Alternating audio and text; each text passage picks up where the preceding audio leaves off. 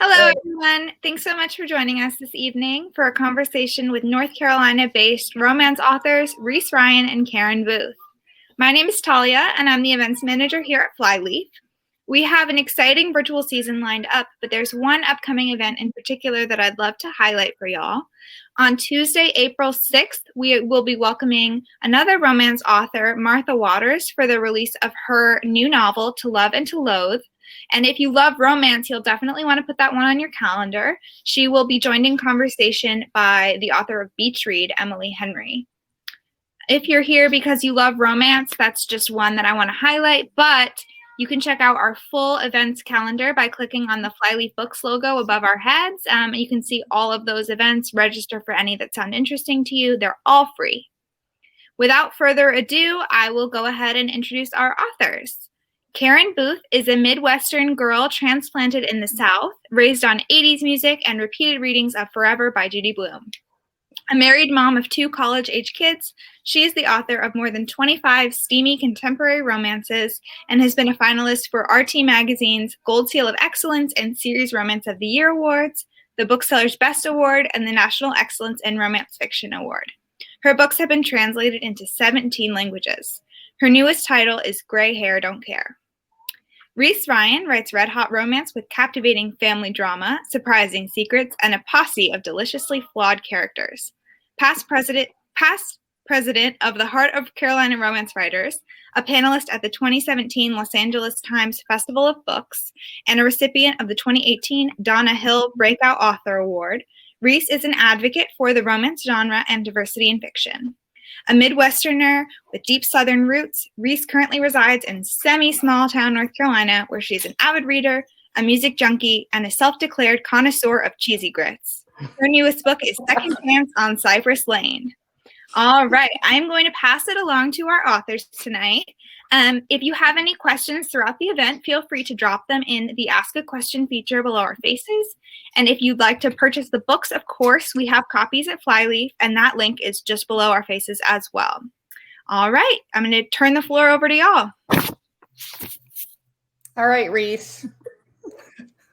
I feel like this is going to be such a dangerous conversation, but go ahead. It's not going to be a dangerous conversation. It's going to be a good conversation.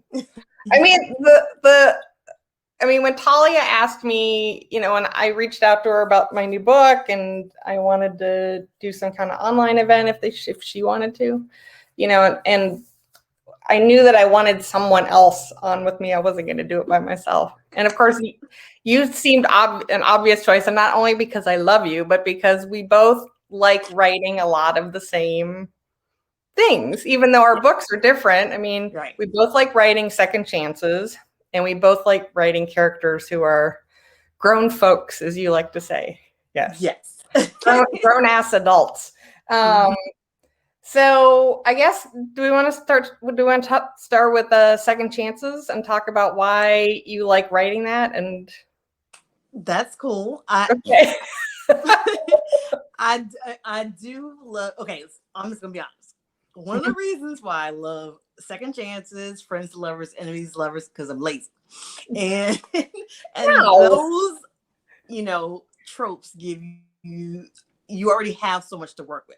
You don't have to start from scratch, like when people are just meeting each other for the first time. So they have so much history to mine, and especially with second chance, you have all those hurt feelings and, their backstory and stuff to work with. It just gives you so much to play with. So that's one of the reasons I love to do second chance. Plus, I feel like, a lot of times when people meet earlier on in life, you're really young and you haven't figured yourself out, let alone a relationship. And so it just makes sense that, it would be just like the perfect thing for you to finally figure it out and meet each other at the right time again. So that's some of the reasons why I love to write. Right. Yeah. I mean, I agree with all of that. I feel like you have instant conflict, right? If they tried this before and messed it up. And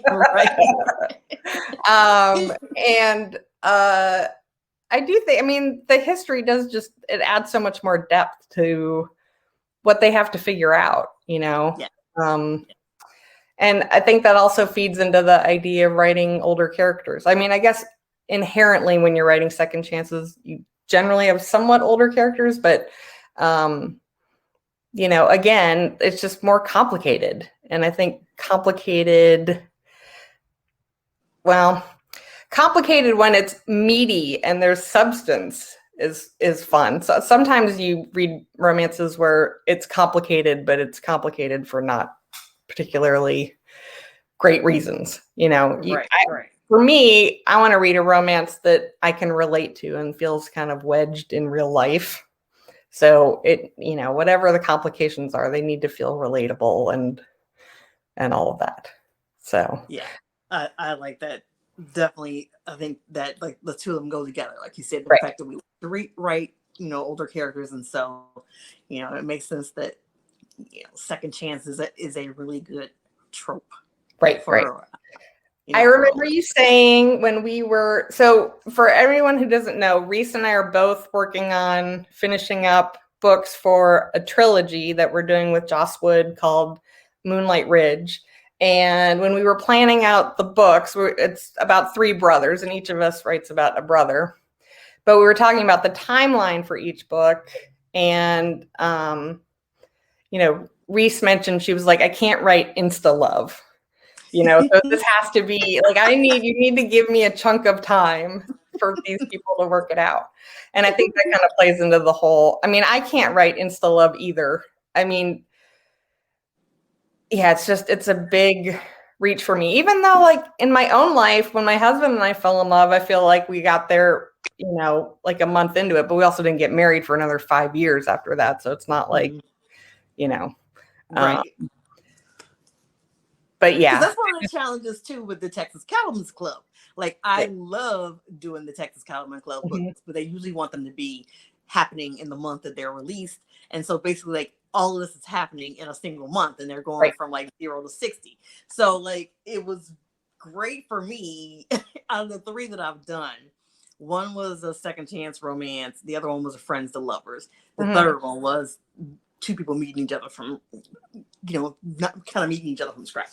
Right. So, but yeah, so it was very helpful to have, it's always very helpful for me if I can have a little bit more time. So I'm glad you all were willing to give me, you know, a little bit more than give me more than a month, a few months at least, you know. Now, I think that was good. Chance. My Moonlight Ridge book is not a second chance, so it's mine is. Yeah, but I think, well, I just had to make it work. I had to make them fall in love. But no, I think that's smart. I would be interested to know just from the readers, do they like reading books that are, you know, like a condensed timeline, you know, like a story that transpires over the course of a month or weeks? Or would you rather read something that happens over the course of a year? I'd just be curious about that. I like that's an excellent question for readers, because I always wondered about that. Because for me, like, honestly, ideally, I would say like I would love to write it over the course of like 6 months to a year. You know, usually, especially in the continuities, we don't usually get that kind of a timeline. So, but generally, when I'm doing it myself, it's anywhere from 3 to 6 months or more. So right. So yeah, for everyone who's listening, what Reese was talking about with the Texas Cattlemen's Club, you know, with those, we call them continuities with Harlequin, and they give us a Bible is what they call it. And it's a guide to the whole series and all the books and sort of the main plot points that happen in each book. And we are given pretty much, you know, a time frame for our story. They'll say to us, your book happens in September. And, you know, so you have to get from 0 to 60 in, you know, in that one short time frame. It's a challenge, but it's not always a fun challenge to wrap your head around that. But anyway, just so that people understand what all that and it definitely helps when there's history. So fortunately, lately I've been getting folks who have history, because my Moonlight Ridge book like is definitely, like I said, a second chance. So they have all that history already. Right. They are enemies at this point, but you know, at least one of them is the enemy of the elements. But I love that combination of second chances and enemies to lovers, because enemies to lovers is one of my favorite favorite tropes. I wrote one book that was like that, holiday baby bombshell, where they were not only was it a second chance and enemies to lovers, they were also rivals. They were rival real estate agents competing for listings in the same apartment building. Anyway, and my heroine was very petty when it came to getting even with him. So that was kind of fun. Then she figured out she was pregnant. So yeah. Anyway, so do you want to talk at all about Second Chance and kind of give everybody, you got to write your seaside book, which I know you love the idea of writing a coastal. Yes. Yeah. And just, I wanted to look at some of the readers' comments because you asked the question about, whether or not they liked longer or shorter. And so I've seen several people say that they like both. Mama Tony said that longer allows you to see the growth of the character, which I totally agree. Yeah. And then several other people said that they liked, both. So, and someone says, let me see. Jeannie says she likes shorter time frames. Okay. Mm-hmm. So, we have kind of a gamut right of preferences. So like I said, so for me, like I said, like ideally like that at least a few months, and especially, and that's even knowing each other and having some kind of history. I still want to have at least a few months. So right. Well, I mean, if you're going to have conflict and have it all play out, you need time for it to happen realistically and and just make for a better reading experience. You don't want to like force it. You need time, just like real life. Yeah, I mean, and of course, short stuff can be fun too. So, right. I love a good fling to a thing, and those can sometimes be much shorter. Right. So. Right. Okay, so let's talk about Second Chance on Cypress Lane and talk about getting to write your seaside romance, which I love too. I love that. So why did you decide? Was it just you decided North Carolina because you live here and because that seemed like a good? So I had already done my Pleasure Cove series, which is also set in North Carolina. It's coastal North Carolina. And I actually, so I'm from Ohio, and I have been here now. It'll be, I think, 12 years in August.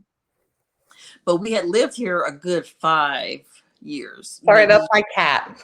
I was gonna say. We had been here a good 5 years, almost 6, I think, before we actually finally went to the beach. And so we went to Duck, North Carolina. Yeah. And I really wanted to write an Outer Banks story. And so I kind of later on, just for the first time ever, like a series came to my mind, and I just bang, I knocked out like 8 books, 6, planned like 8 books, right? 6 novels and 2 novellas. And so then it was just a matter of like, where was I going to find a home for, and when was I going to find time to write them? Yeah. So that's amazing, though. Yeah. So that's how that came about. It's just wanting to write, a series about, I just loved it. I loved Duck so much. And I talk to my husband about this all the time now. Now I'm like obsessed about being able to live on the water.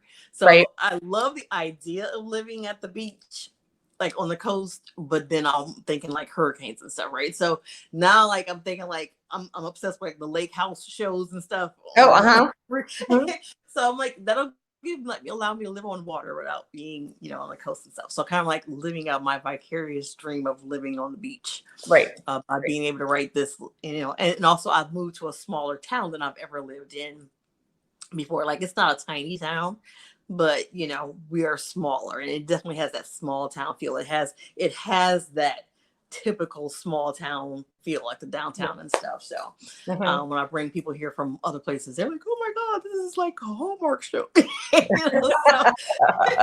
And so Holly Grove Island story gives me a chance to blend those 2 things, that beach dream and then that small town. So it is a diverse, own voices, small town romance series. So it's been fun so far to write this, and I'm excited about the future stories for it. How many more books in the series? So it was a 3-book deal. So one book has already been written, which that is Second Chance on Cypress Lane. With the one that came out in December, I am working on the next book in the series, which is Return Hummingbird Way. For anybody who's read Second Chance on Cypress Lane, is the best friend Sinclair Buchanan's story that we're working on. And so that's the second book in the series. And then there's going to be a third book. And I'm going to be honest, I think I know who the third couple is, but I'm not even 100% sure at this point.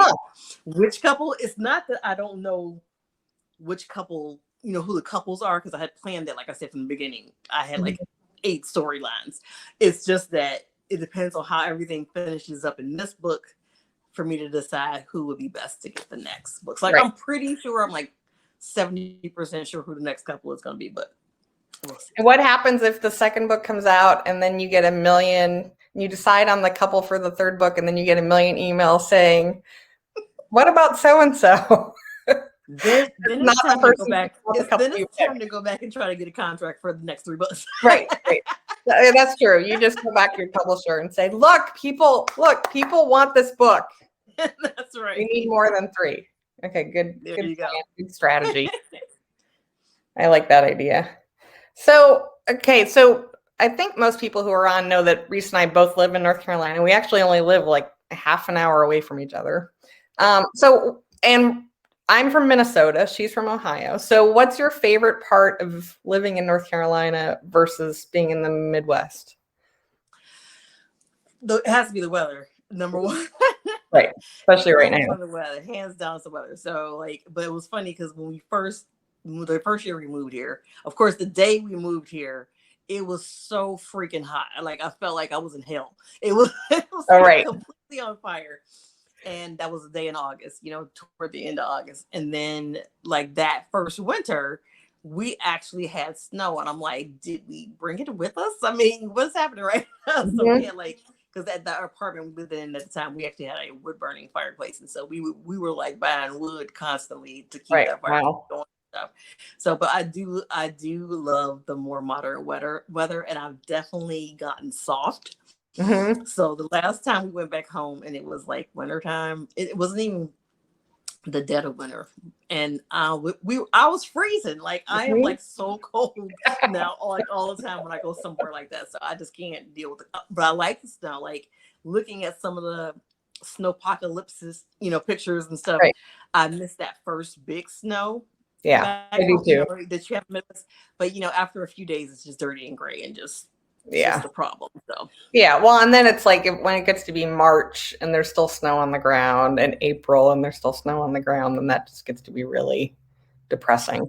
I've gotten soft too. I mean, I go home to Minnesota, and I mean, it's not really even home anymore because neither of my parents live there, but my uncle and my cousins live there, and I go back every now and then. And yeah, I mean, I can go in October and I'm freezing my butt off, and so, I mean, I love where we live just because there's so much to do. I mean, there's so much, natural beauty where we live, but there's also all the shopping and restaurants. And of course, we don't really get to enjoy that right now, but,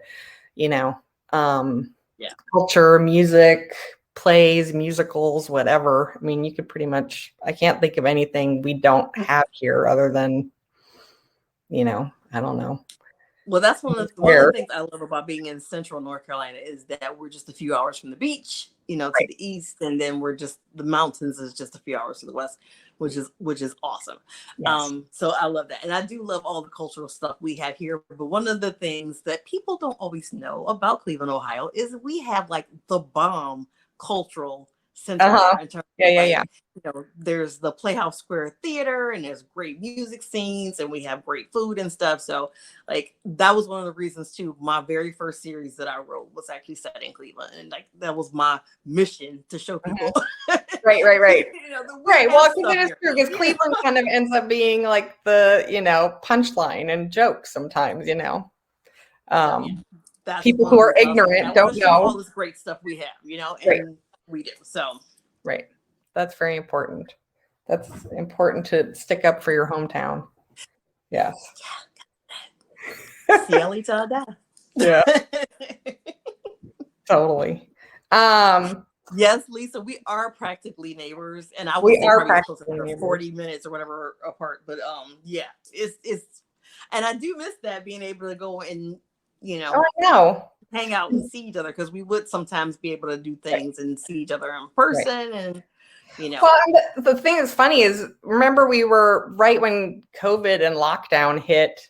We were going back and forth trying to figure out a Panera meetup with some other authors, and nobody couldn't figure out a date, and people were like, "Oh, I'm kind of busy" or whatever. Now I wish I would have just figured it out and gone. Now, see, me, Bryna, and Hallie Alexander, we went every week. So every week we would meet at our local Panera. And so, as a matter of fact, the very last time I ate at a public restaurant was on February 28th of last year. Wow.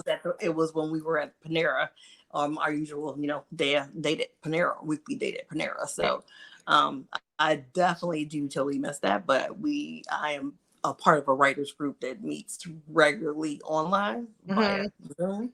Yeah. So we actually meet and get it's like a coffee house situation, but via Zoom, which is pretty awesome.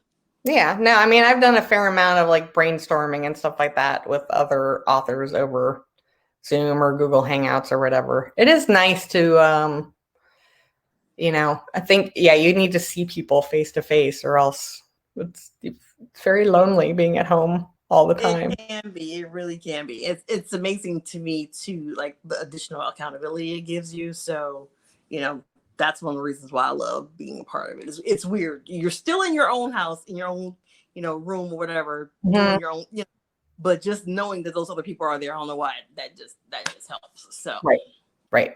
Yeah, totally. What was I going to ask you about? Oh, we were going to talk about the cat's got her head in my water. Well, I want to ask you a question. Okay. Okay, so tell me how you decided, tell me everything that went into that friggin' amazing cover. Okay. Oh, on Twitter, I don't care. And what made you, look, I guess the question is, why wouldn't you go with Keanu Reeves? Who wouldn't go with a hero?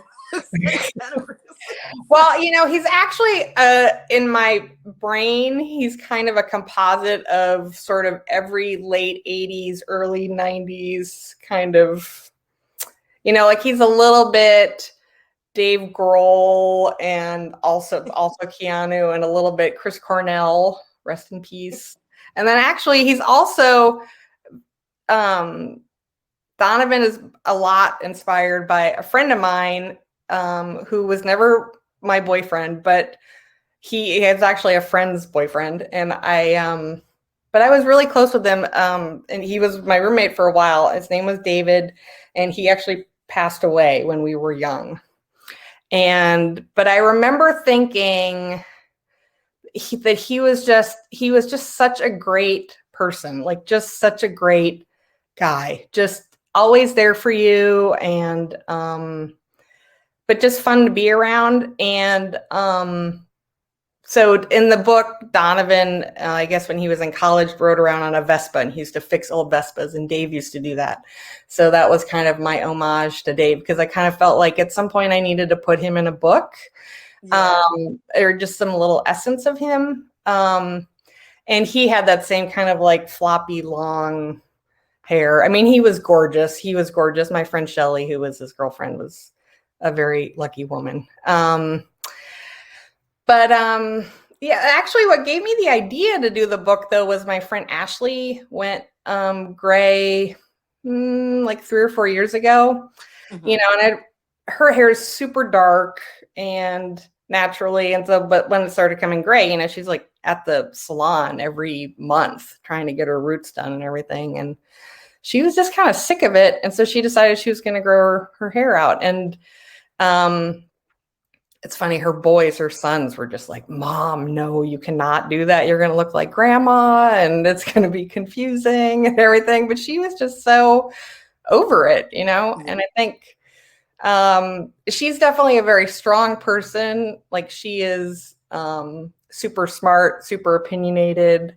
You do not want to get into an argument with her, because she has like all of her anyway, she always has a good comeback. But anyway, so I'm just watching her grow her hair out and trying to deal with the awkward grow out stage and everything. But then once it was all in, it's just amazing looking. But then I started to notice if I would go somewhere with her that other people noticed her, and especially dudes. Like guys who are way younger than her, Ashley's 54, I'm 52. But I mean, like we went to a bar with our husbands and guys who were in their 30s were checking her out, like kind of like, and I don't know if it was curiosity or what, she is gorgeous, but that's sort of what gave me the idea of, because I mean, that I care a lot about age and romance and,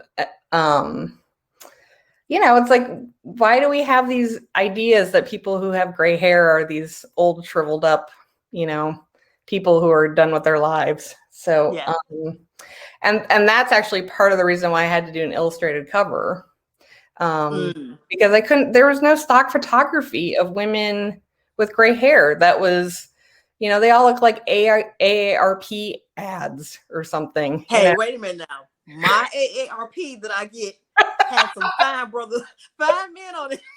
Okay, all right. Okay, well, these all look like the white bread AARP. Somebody in the chat who gets AARP, tell us some of the recent covers, because there have been some really hot men. Okay, good. All right, good. Well, then maybe these are more like the people in like Cialis commercials or something. I don't know. There's a lot of like, I don't know.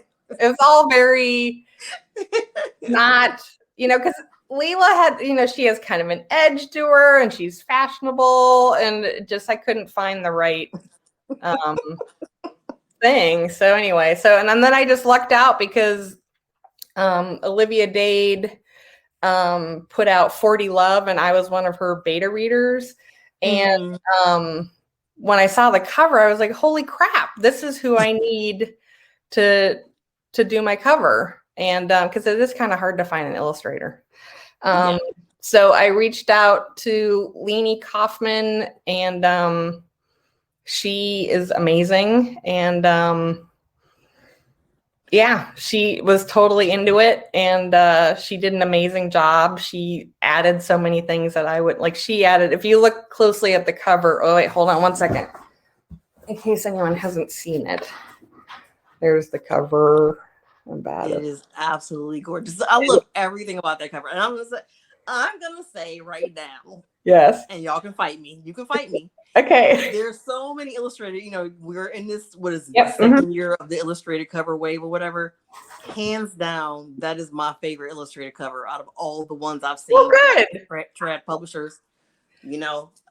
I'm not saying they're bad. I'm just saying I like that one more than any of the other ones. That's awesome. So, well, it's definitely sold books. I mean, people have said to me, I saw the cover and I had to have the book. But I agree, Jeannie. Best. She really did a good job. She added, if you look closely at the cover, like Leela, the heroine, has all kinds of little sparkles in her hair, and she's like a little pink halo. And so that sort of made it fun. Yeah. And the pink too. I love that. I love the pink dress. Yeah. The confidence. Everything about it. I just love it. So. Well, that was my whole thing. When my agent shopped this book, and it didn't go anywhere. And I think a lot of publishers thought that the idea of, there were comments that a romance with a 50-year-old woman who has gray hair is going to be depressing. And I was sort of like, okay, well, first off, it's a romance. People are falling in love. It makes me feel punchy. Yeah. But I was just all like, because I was very set on writing a fun and kind of fluffy book. Like it's not heavy angst. There's a lot of emotion in that book, but there's a lot of Leela just saying to Donovan, I like you a lot, but you need to figure out your stuff or else, this is just never going to happen. So anyway, but so I do think once people saw the cover, they were like, oh, okay, I get it now. But, and that's just the brilliance. I agree, Lisa. I like the fact that Leela is up front and then Donovan is kind of in the background. That's some of my favorite covers that I've had too, is where like they have the female character. It's just like she's the one that's either initiating whatever's going on in the cover, or she's taking the lead, or whatever, whatever. Yeah, I love those covers. Yeah. So yeah. But you and I both like Chiclet. We both, reminisce about the golden era of Chiclet. Yes. And I think, waiting for the second wave in the US. Yeah.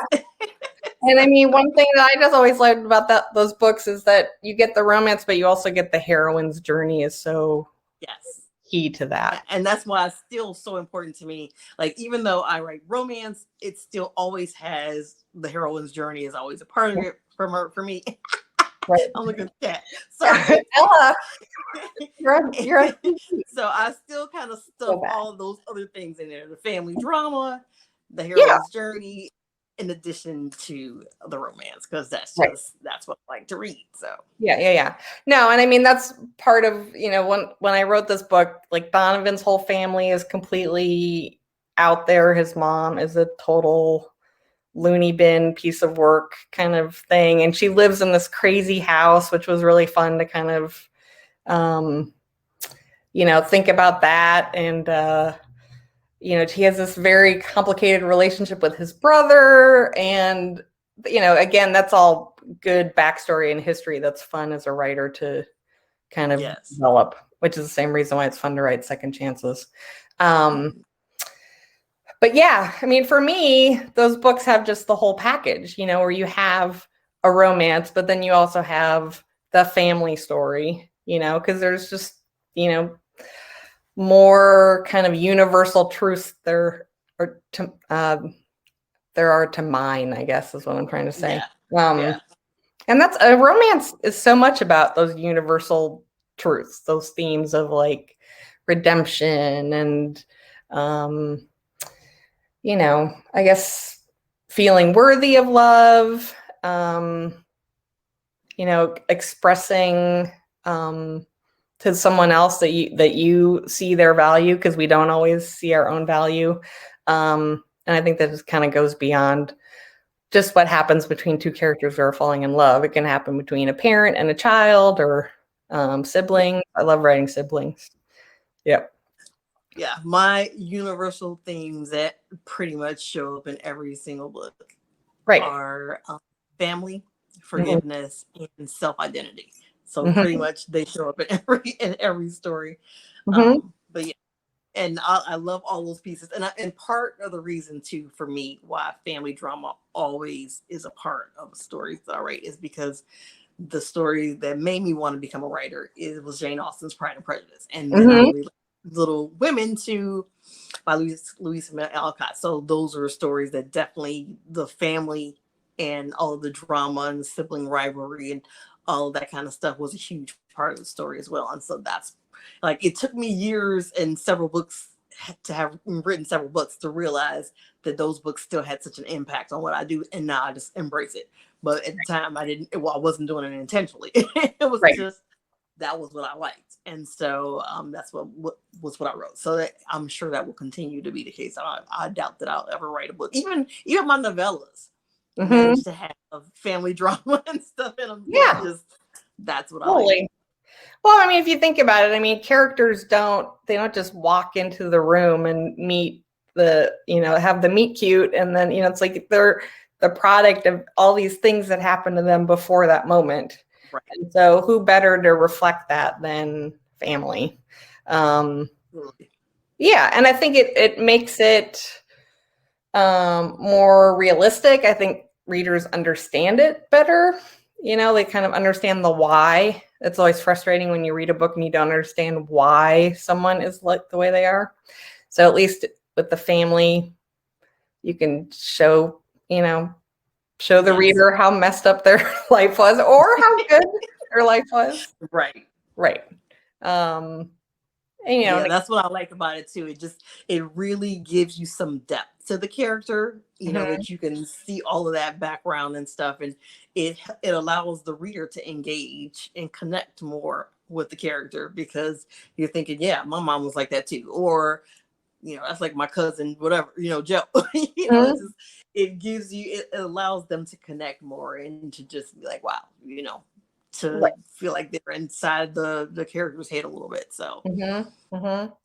I also think there's those moments where it makes you thankful, like you read a character who's not great, and then you realize that, that same person in your life has done more for you or been there for you or been better than that. And that's just always a good kind of warm, fuzzy feeling. So anyway, so yeah, that's the story of how Gray Hair came about, and that's why I have an illustrated cover. And yeah, the funny thing about this book is that I spent like 10 months thinking about it. Mm-hmm. It sort of helped me figure out that I'm really someone who needs to think about the book more than I need time to write it, because I wrote it in about 3.5 weeks.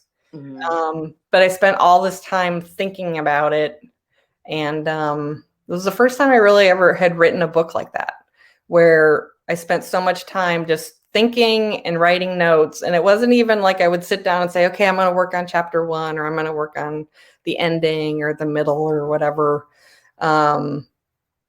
I had written the first few chapters because I had to for it to be shopped. But other than that, I just sat on it for a long time, and it definitely made me anxious because I was like, I need to write this book. But I guess the good thing was that once I was finally ready to sit down and write it, it kind of burst out of me. Yeah. That's cool. Yeah. That's really the best way to do it, though. It's a good place to get to when the story, like, it starts to come alive in your head, and scenes and snippets of dialogue start happening. I usually just write them down because they're usually happening while I'm supposed to be writing a different book. So, but I just like to get it out of my head. I'll just go ahead and write it down. So the nice thing is when I do finally start that book, then I have all this dialogue and these scenes and stuff that have been pre-written. Yeah, that I just have to. So yeah. I think there's nothing better than when your characters just kind of pop into your head and start having a whole conversation. Yes. And that is a great moment as an author. And it's always the worst when they decide they're not going to talk to you. No, I'm not talking to you. I know. I love when those scenes pop in my head and dialogue and stuff. I just hop right on, especially when it's surprising. Like, that's the best, when it's something that like you didn't even see coming. You're like, oh, I'm gonna do that instead. Right. Yeah. That's totally the best. So do you have any advice for aspiring authors who are I always feel like a writer's block is the number one thing people ask about if they're interested in writing. What do you do to get through writer's block? Writer's block, whatever you want to call it. For me personally, what I have discovered is what I think that I have writer's block is usually that I don't know the character well enough. Either I don't know the story well enough, or I don't know the character well enough. And so, and there was a time when I imagined myself to be a true pantser. And I've learned that I'm not. I need some structure, like, the kind of like the layout of what the building is going to be like or whatever. And then I can play and do whatever I want on the walls and the interior or whatever. So I need the room to be able to do something different if a character gives me a different direction or something like that, but I need some sort of structure. And before, like when I first started trying to write again seriously, and I kept writing stories and started them, I wouldn't finish them. And so I had like 5 books that were unfinished. And, because I was sitting inside and say, okay, I'm gonna think about it for a week, a month, 6 months, a year, Right. And so then when I heard another author talking about how her outlining process, where her outlining process was like wild, like she outlined everything. I didn't want to do all that, but I did outline like the scene that I was stuck in, and I finished that one, and then I finished the next one. So that just taught me that I needed a little bit of structure, and I needed to get to know my characters. And that's funny because we're talking about that because I'm actually doing a workshop the next 2 weeks in Online Chapter, and we're talking about this. It's about getting to know your characters and why that's so important. So yeah. No, I'm the same way. I usually, when I don't know what's going to happen, it's because I don't know the characters or I don't know what they want. That's always a big thing for me too. And like you, I also rely heavily on visuals, Reese is a big Pinterest person, and so am I. I have like 7 million secret boards on Pinterest that are, but if I'm stuck, it is good to go and look for that visual cue of like, oh, this is what his living room looks like or whatever, or this is the beach or this is whatever. Yeah. Right. Because then hopefully it kind of unspools itself from your brain. Although you are way more detail oriented. Some people might not seem important, but like for me, like you said, like for instance, I'm writing this story now, and like the house is on Hummingbird Way, and like I need to know what this house looks like. I need to know what the outside looks like. I need to know the layout of the inside. So like I can't just pull. Do you actually draw out like floor plans and stuff like that? I don't usually draw out floor plans. What I will do is, like, for instance, Waking Up Married is coming out next month. A lot of the beginning happens in a hotel suite in Vegas, and like I couldn't just like manufacture what the suite was like. I had to pick a hotel. I had to find out what their suites look like, the ones that had the a double master or whatever. What hotel did you pick? You know what? God, I cannot think of the name of it right now. I had to look it up. It totally takes me right now. I'm gonna come back. It's gonna come back to me later. But I picked a hotel so that I knew what the rooms looked like, and so and like every time I write a book and it has like a hotel or something in it, it's not random. It's an actual in my head. It's an actual hotel that I picked, and so I know the layout of that hotel. It just helps me. It's like grounds me in the scene, and so hopefully it allows me to ground the reader in the scene as well. The way it's written. So. Yeah. No, I think that's all important. So Talia, do you want to? I guess there's some questions in the ask a question section. Yeah, I popped back up because I thought it might be a good time to start some questions. So I'll just read these out to you, and then y'all can sort of answer back and forth, whatever. Jump in whenever. So Lisa asks, you both write Harlequin romances too.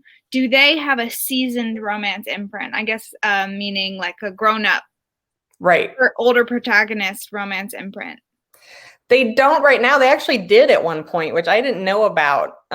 Really? Yeah, Charles Greemsman, who's Reese's editor at Harlequin, sent me an email one day and told me that they used to have one, and I forgot what it was called. But they didn't do it for very long. They did it for about a year. I mean, Reese and I feel like a fair number of Desire authors, we just kind of put older characters in our books. I mean, nobody cares. I've written multiple characters who are 40 or older. And in the Moonlight Ridge series, we have, the patriarch, there's a little romance with him too. So definitely, but yeah, they don't have a specific imprint for that. It's interesting that it sounds like they have more of a problem when you pitch it directly, than when you just sneak it in, do what you want, and they notice or they don't mind. Right? Yeah, you can sneak it in, which was part of my problem with shopping Gray Hair Don't Care, is that people said, "Oh, wait a minute, you can't say in the book blurb that the heroine is 47." And actually, she's only 47 at the beginning. She's actually 50 for most of the book. And you also can't, like, centering her age at, gray hair was just something that they thought was not a good idea. It was going to be hard to sell books. Well, it's already my best-selling indie book. Exactly. I was gonna say, I hope that you let them eat their words. All of them. So, a little bit of nan. Right.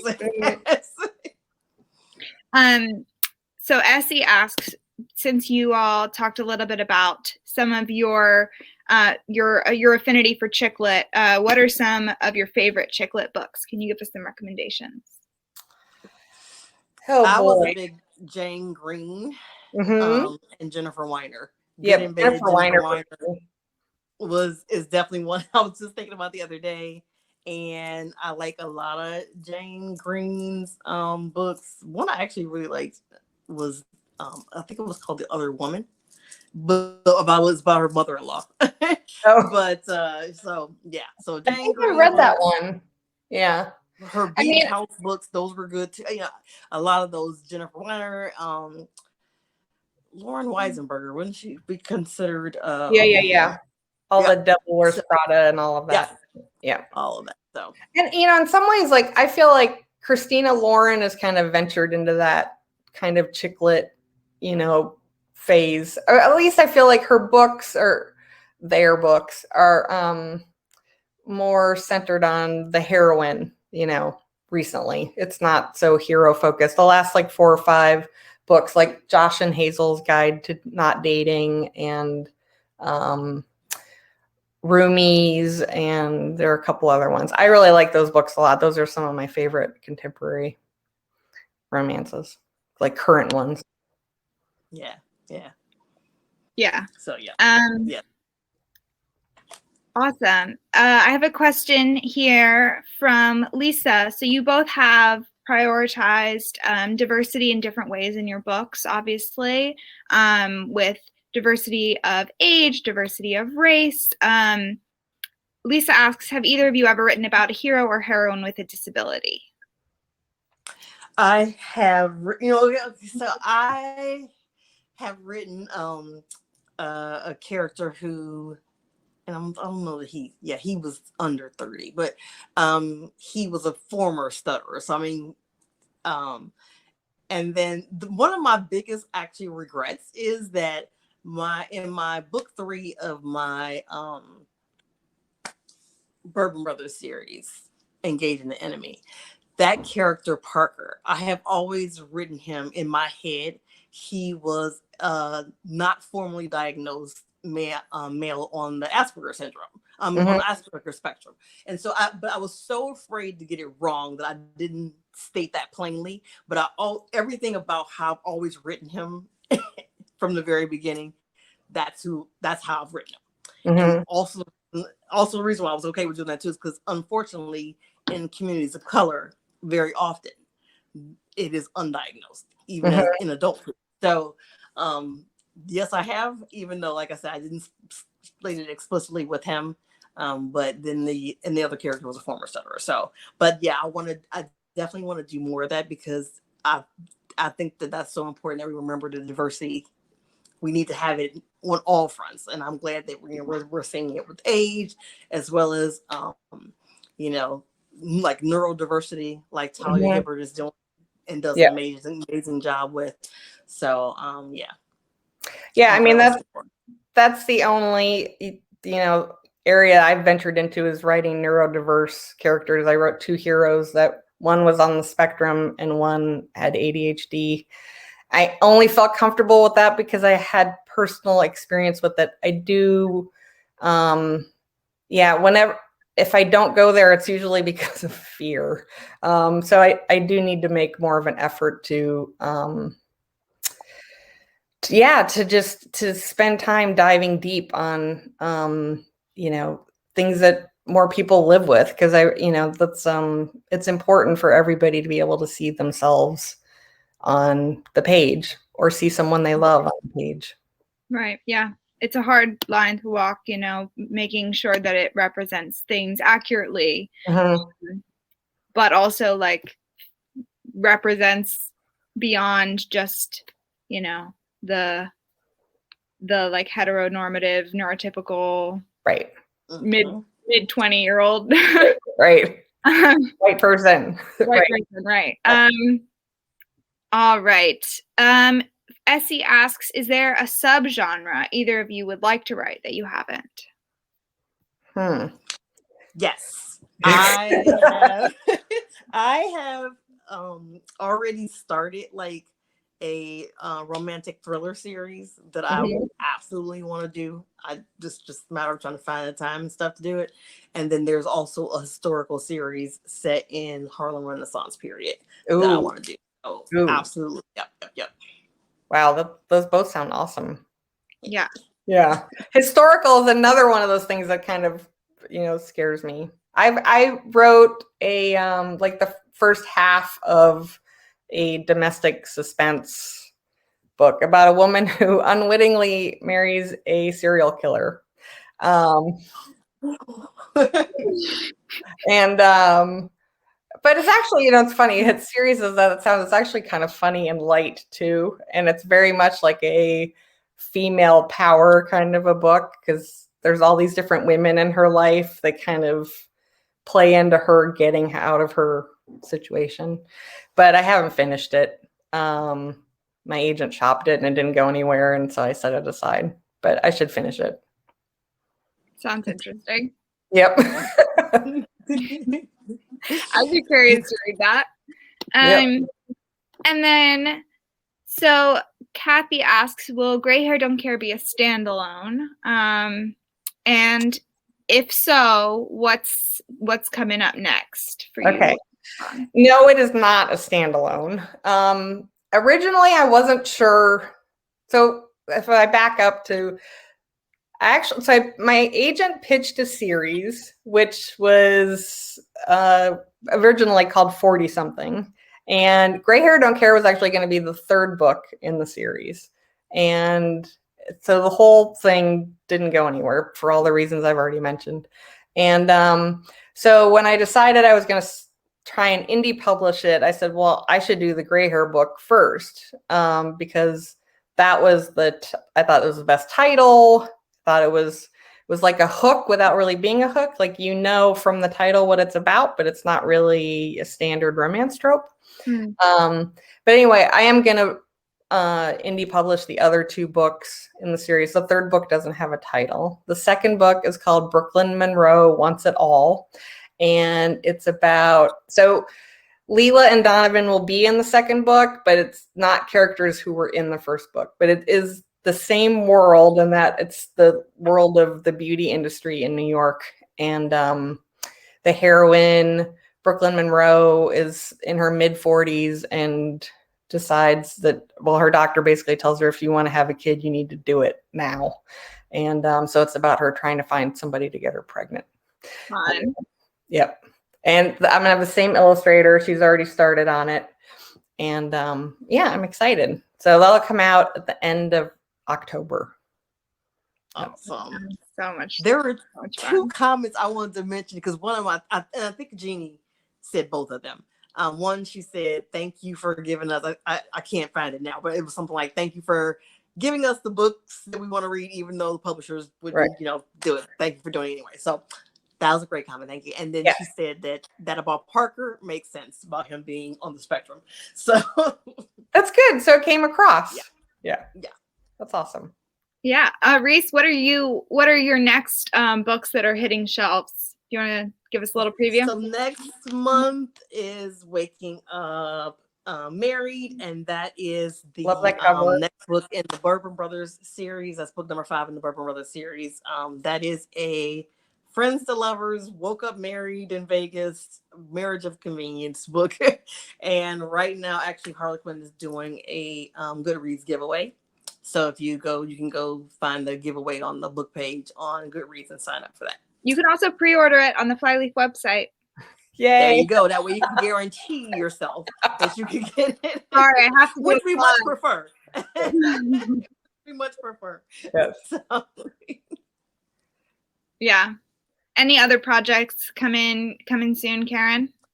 I have a book in April. Hold on. I have a copy of it. Blue Collar Billionaire. Oh, yes. The hilarious thing is I posted this book on Instagram and the cover model responded. I was like, holy crap. I was like, that's the dude. Anyway. That's right. Awesome. So that comes out in April. That's a Texas Cattlemen's Club book. And then I have I have the Moonlight Ridge book, which mine is called Best Laid Wedding Plans. It's about a wedding planner who is left at the altar. And that comes out in the end of August, beginning of September. And Reese's book is right after mine, which is called Just a Little Married. Yeah. I love that title. They've been killing it with the titles for me and the covers. So I'm super happy about that. Yeah, that's awesome. And it's funny. It's actually a marriage or convenience book too. So it's like, I've been going through these weird periods of like themes. So last year the theme was like almost all my books were second chance romance. This year I was few marriage of convenience books, and I've never written a marriage convenience book before. Never even thought I would write a marriage of convenience book in the modern age. So, yeah, that's how. Yeah, yeah, great. You guys are so prolific. It blows my mind. It's the romance world. I know, but it blows my mind because, damn, like, it's a lot. Oh.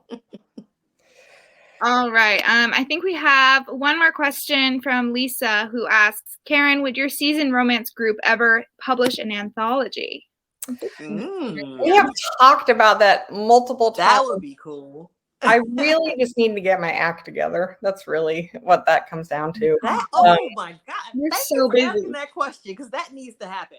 Yeah, because there's a lot of really great authors out there who like to write that, and I do think we could. All right, I'm putting it on my to-do list. Okay, there you go. You heard it here first. Lisa, thank you, Lisa. See what you did? The power of one question. We love Yep. it. Yep. All right, I'll get on it. All right. Well, I think we're going to go ahead and wrap up.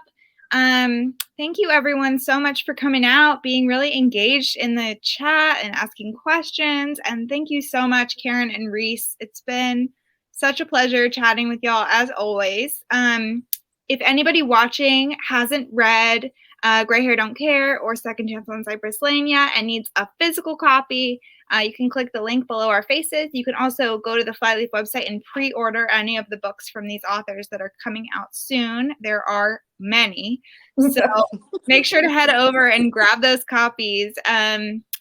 Again, thank you so much for your time and energy. We love having you here. And I love that we've been able to build a connection with some of the romance community. A lot of indie bookstores don't. And so we're really excited to be part of it. We truly appreciate you for that. We do. We really, really do. Flyleaf is an amazing, amazing bookstore. So definitely check them out. Yep. Thank y'all. All right. Bye, Have a good night, everyone. Thanks, Bye, guys. good night. Bye. Bye.